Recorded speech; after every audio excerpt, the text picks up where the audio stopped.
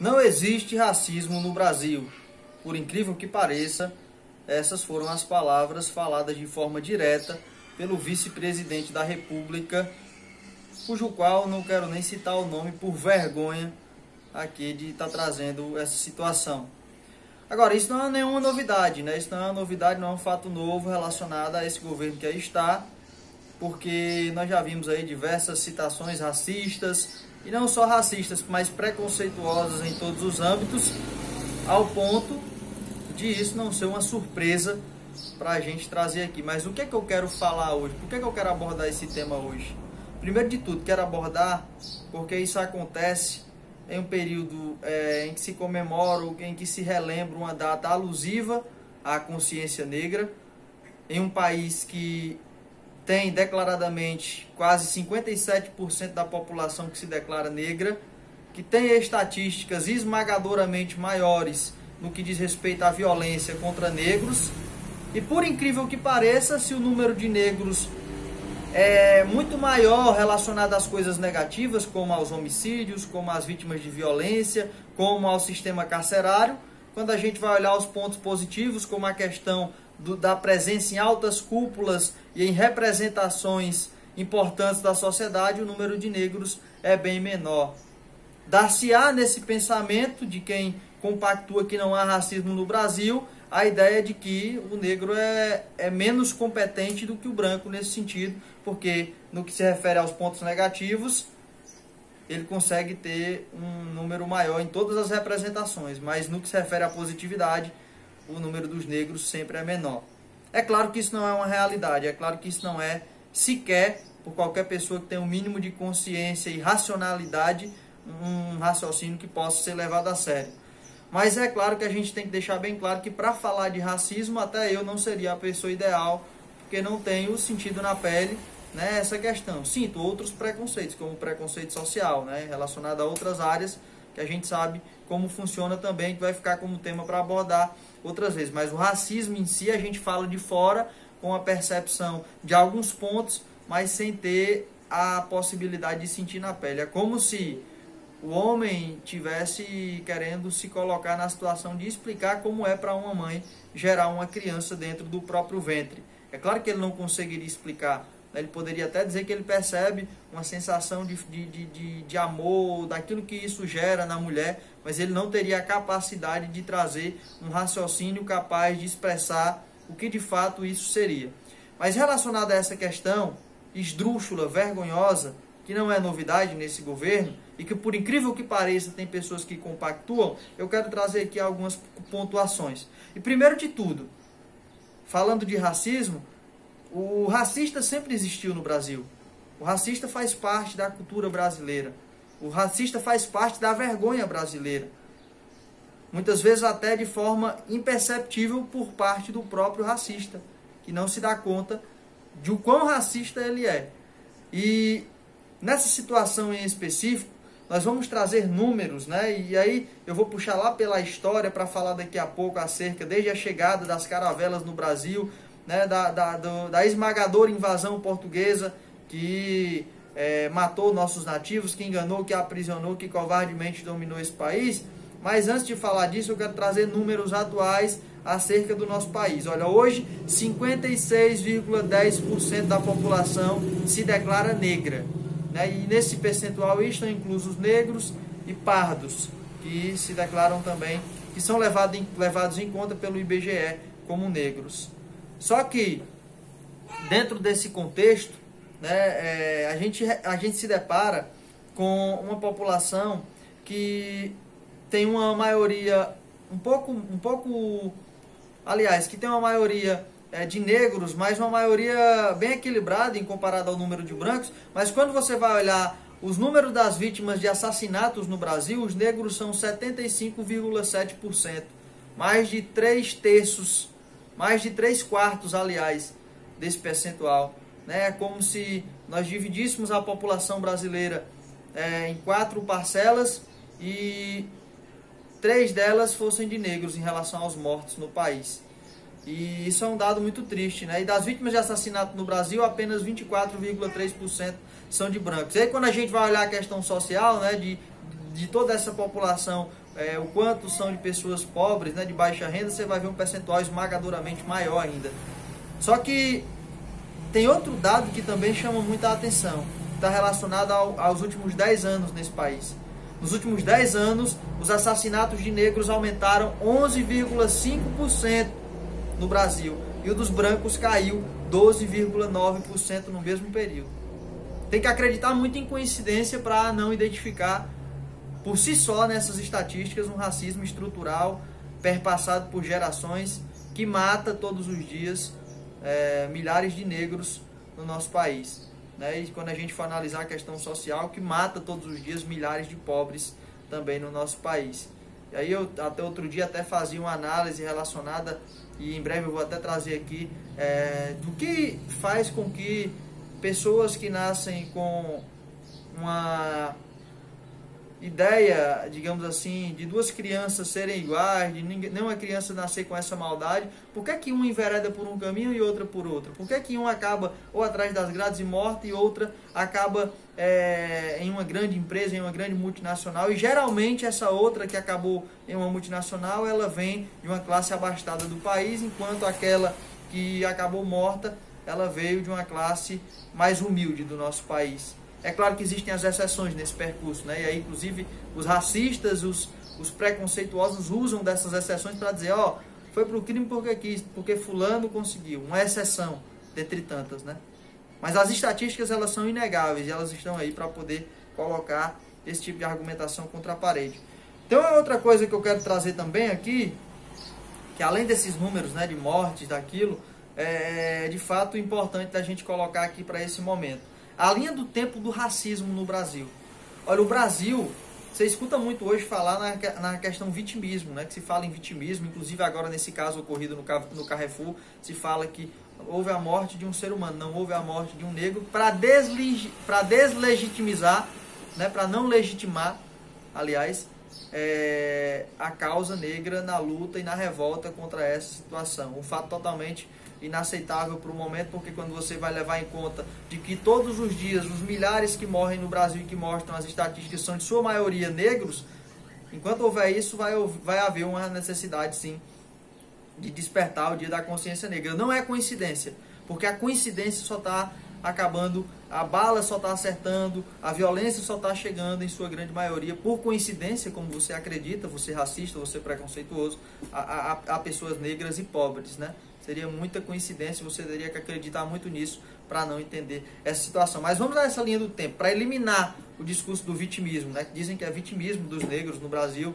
está toda hora falando disso. Dizem que não é necessário. Vamos mostrar a linha do tempo para essas pessoas, rapidinho, porque assim, nós tivemos desde 1500, né, com o descobrimento do Brasil, entre aspas, um descobrimento mentiroso, os índios já estavam aqui, mas nos livros de história nos foi contada essa história de que houve um descobrimento do Brasil naquela época, uma verdadeira farsa, né, uma verdadeira mentira, um engano. Você vai ver que a conduta de trazer negros ao Brasil como escravos, em sua grande maioria africanos, né, trazidos nas caravelas, muitos morreram no caminho, que são chamados banzos, né? Não aguentaram os dias e dias, até meses, viajando no oceano, com maus tratos, amarrados, imprensados aos montes, com doenças, né? Se espalhando, se propagando dentro desses navios negreiros, e muitos morriam e eram jogados direto ao mar. Por aí só você já vê o início desse racismo estrutural no Brasil, porque eles foram trazidos e foram passando de geração em geração até você ver a raça negra hoje aí onde ela está. Mas não só isso.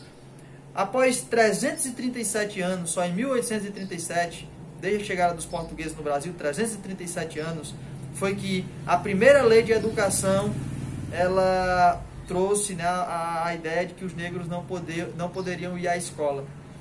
Então você vê já 337 anos depois, ainda os negros não poderiam estar inclusos, né, na educação do país.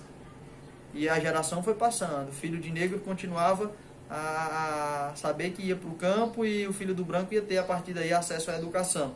Mas tem gente que diz que não tem racismo estrutural. Em 1850, a lei das terras, né, os negros não poderiam ser mais proprietários das terras. O negro não pode ter terra. Embora um negro consiga Só em 1888 a abolição teve aí, digamos, entre aspas, os seus primeiros capítulos, né, do início da libertação de alguns negros, mas ainda assim, esses negros em 1850 não poderiam ser proprietários de terra, poderiam trabalhar apenas como escravos. A lei do ventre livre, em 1871, quem nascia livre? Quem nascia livre? Né? Interessante a gente imaginar e se fazer essa pergunta. O negro não nascia livre, mesmo após essa lei. A lei do sexagenário, né? E que era a partir de 60 anos, o negro ele poderia ser liberto após todo esse tempo. Quem era o negro que ia viver sob o regime de escravidão sem qualquer cuidado, vivendo como um animal, tratado como um animal, açoitado, trabalhando longas cargas horárias, que iria chegar aos 60 anos para aí sim conseguir ter a liberdade? Isso nos lembra muito até o sistema de aposentadoria que a gente tem hoje no nosso país, né? O sistema de aposentadoria parece muito com isso, né? Trabalhe, trabalhe, trabalhe, e quando você estiver no final da vida, você que chegar, uma minoria que chegar sem saúde, já tendo trabalhado de forma exaustiva, de forma puxada, toda uma vida, se você chegar, você tem aí 3, 4, 5, 6, 7, no máximo 10, 15 anos para poder aproveitar do suor que você derramou e da sua saúde que você perdeu durante a maioria da sua vida. Então, são leis realmente esdrúxulas que já foram, já depois de muito tempo de escravidão, mas que não faziam uma diferença e que são colocadas naquelas épocas, assim como é colocado hoje, né? Como se o negro tivesse direito às coisas, porque essa lei trazia isso, mas na prática isso não funcionava, assim como hoje não funciona em muitos aspectos ainda. Em 1888, como eu disse, teve a abolição, né, atentando que foram 388 anos de escravidão direta, sequente, né, de uma sequência de escravos que viviam, que se procriavam e que eram tratados como animais.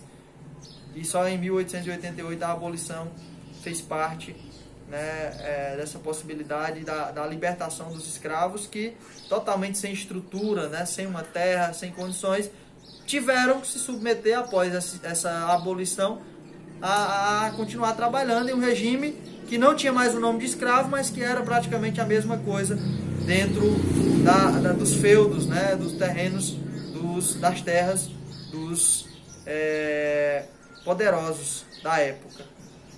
Aí em 1890 nós tivemos a lei dos vádios e capoeiras, né? Os que perambulavam pelas ruas sem trabalho ou residência comprovada iriam para a cadeia. Ou seja, eles eram mesmo livres. Se ele não se submetesse a trabalhar para ninguém, ele ia para a cadeia, ele ia preso, ele ia detido. Isso dá para imaginar qual era a cor da população carcerária daquela época, né? E por sinal essa cor carcerária parece muito com a cor carcerária de hoje. Então, você sabe a cor predominante hoje nos presídios brasileiros. Isso não é uma novidade. Naquela época, esse desenho já acontecia. Os negros que não conseguiam não aguentavam mais trabalhar para os senhores de engenho, para os senhores feudais, para os donos de terras, para os latifundiários, eles eram submetidos à prisão. Aí em 1968 teve a lei do boi, né? A primeira lei de cotas. Não foi para negros, não. Foi para os filhos dos donos de terras que conseguiam vagas nas escolas técnicas e nas universidades, né? Essa lei não incluía negros, não. Mais um capítulo dessa história para você que não acredita em racismo estrutural. Em 1988, a gente já está bem pertinho, 1988, a Constituição atual que a gente tem, né, a Carta Magna, ela traz que para ter uma Constituição que o racismo é crime, foi colocada aí 488 anos após o início da escravidão, até que o racismo se tornasse crime no nosso país. Só em 1988. Né? Se você for analisar, 22 anos aqui atrás, 42 anos aqui atrás, perdão. É uma coisa tão recente que o meu pai talvez nasceu... Aliás, meu pai e a minha mãe nasceram em uma época onde o racismo ainda não era crime, por incrível que pareça. E aí se quer pregar que o racismo estrutural não existe, né? A gente vem ver várias outras leis, como a Conferência de Durban, a lei número 10.639, que estabelece as diretrizes de base educacional e que inclui, né, a questão da cultura afro-brasileira dentro desse percurso. Então, são conquistas que vão acontecendo ao longo do tempo, que não conseguem igualar nem de longe a desigualdade estabelecida na história, né? E aí o cara diz, eu não escravizei ninguém. Esses são discursos muito pobres, né? Que realmente são inegáveis. Então, onde é que eu quero chegar?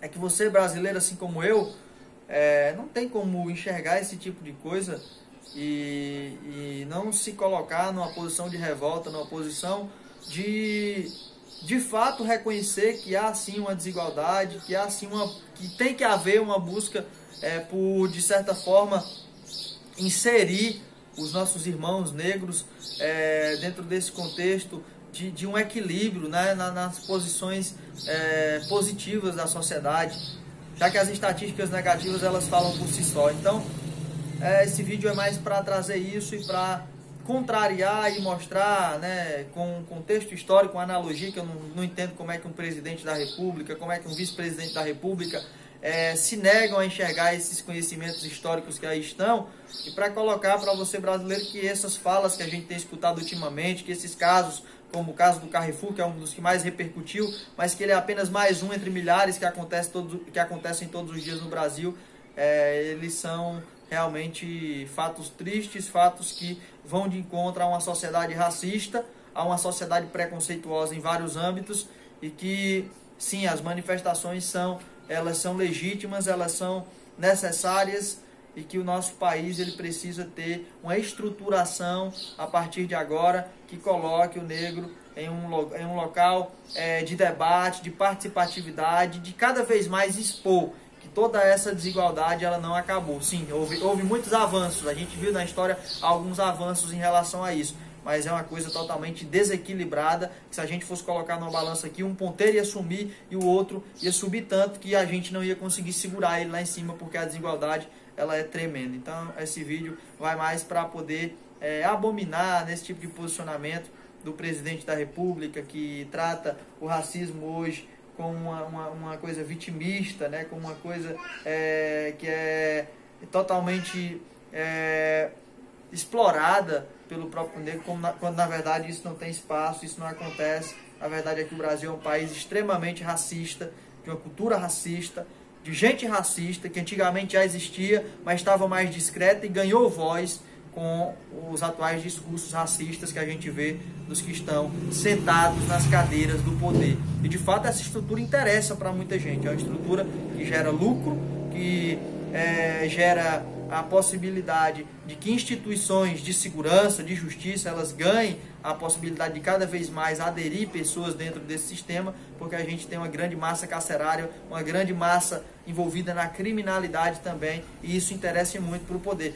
Basta você pensar comigo rapidinho, se não houvesse criminalidade, não existiria a necessidade de grandes investimentos em seguranças públicas, né, no policiamento, uma cadeia que gera muitos empregos, que gera riqueza, que gera poder, que gera não só o poder econômico, mas como o poder da autoridade, o poder da autoridade armada, né? Isso é gerado também a partir disso. Se não houvesse criminalidade, o judiciário, que hoje tem milhares de pessoas, né, ganhando dinheiro através dele, também não teria necessidade de ter tantas pessoas. Teríamos pequenas causas para resolver e uma pequena demanda estaria envolvida nessa situação. E é por isso que a gente vai chegar a qualquer ponto que a gente for analisar desigualdade social no nosso país, numa partilha que tem que começar pela educação. O investimento tem que ser jogado em massa na educação, na estrutura para gerar emprego, na estrutura para gerar a possibilidade e acesso ao conhecimento crítico para todas as pessoas,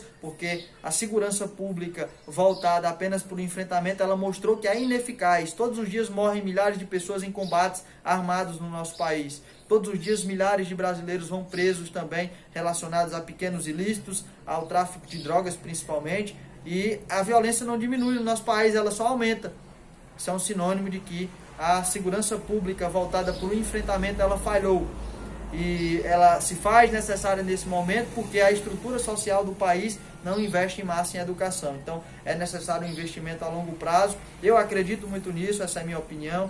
E espero que vocês tenham gostado desse vídeo. E, se possível, compartilhem, comentem aí embaixo, deem sua opinião. Que eu estou fazendo essa série de vídeos muito mais para poder ter um acervo de informações e para quando lá na frente eu der uma olhada para essa cronologia, eu possa identificar que durante esses fatos que foram ocorrendo historicamente no nosso país, eu tive esse posicionamento, eu tive esse pensamento e essa ideia e trouxe isso, né, a esse canal onde isso tudo vai ficar armazenado. Obrigado, um abraço. Se quiser se inscrever no canal, fica à vontade. Vou procurar fazer mais vídeos assim como esse e a gente vai estar junto aí trazendo sempre esse tipo de coisa.